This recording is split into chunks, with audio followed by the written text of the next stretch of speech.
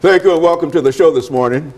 The topic this morning is the growing economic influence of China in the Caribbean. And of course, we have with us to talk about the growing economic influence of China in the Caribbean, Dr. LMadu, our not only African expert, but Dr. LMadu has a lot of information about the South America as well as the Caribbean. And of course, Dr. LMadu, let me welcome you to the show this morning, and let me tell you how delighted we are to have another opportunity to elicit from you some information that very few people are probably knowledgeable about it. And so that's what we'd like to do today, to give you an opportunity to talk about the growing economic influence of China in the Caribbean and some of what that really means, not only for China and the Caribbean, but what it means for the United States of America and other Western powers.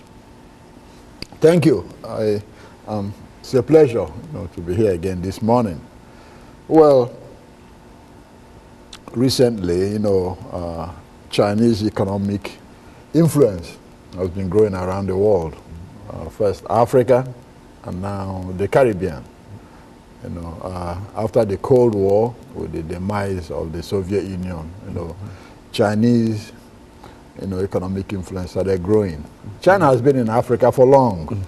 It's just that, the militarily, they've been in Africa for long. They were supporting some liberation movements in Angola, in Mozambique, in Guinea-Bissau, and Cape Verde, during the anti-Portuguese colonial wars.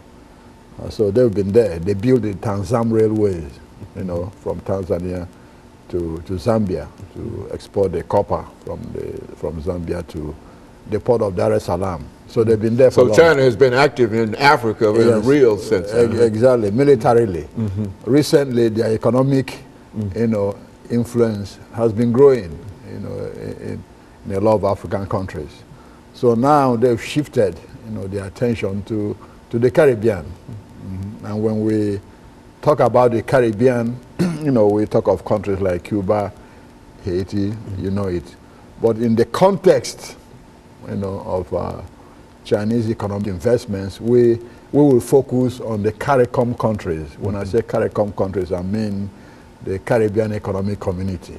They have their own economic community, like you have the African Union and all that. So the Caribbean countries have their own economic community. And this community was founded in 1973 on what they call the Treaty of Chaguaramas. Since then, it has grown. It was formed by about 15 English-speaking countries. And of course, most of the countries in the Caribbean, the islands, are English-speaking, except for a few. But recently, two non-English-speaking countries have joined. Haiti is French-speaking, it's become a member, as well as Suriname, which is Dutch-speaking. It's become a member too, but the Dominican Republic is an associate member of this group. And when you talk of the CARICOM countries, you talk of Jamaica, Trinidad and Tobago, St. Lucia, St. Kitts, St. Vincent and the Grenadines, Barbuda, and Bahamas, and Barbados. These are the countries that make up CARICOM. So, and their economic power is not high. That's the difference. There are only about 20-some million in the whole Caribbean countries. For example, the country of Dominica is just 83,000 people. St. Kitts and Nevis is about 50,000 people. Jamaica is really the largest country in the CARICOM countries. So the rest are small countries. So altogether, you have about 20 million people in the Caribbean, and their economic muscle is not that strong. So one will ask, why are the Chinese bordering with the Caribbean with such a small population, not a lot of minerals, like in Africa? The economic base is not that large, consumer-wise, So why are they there?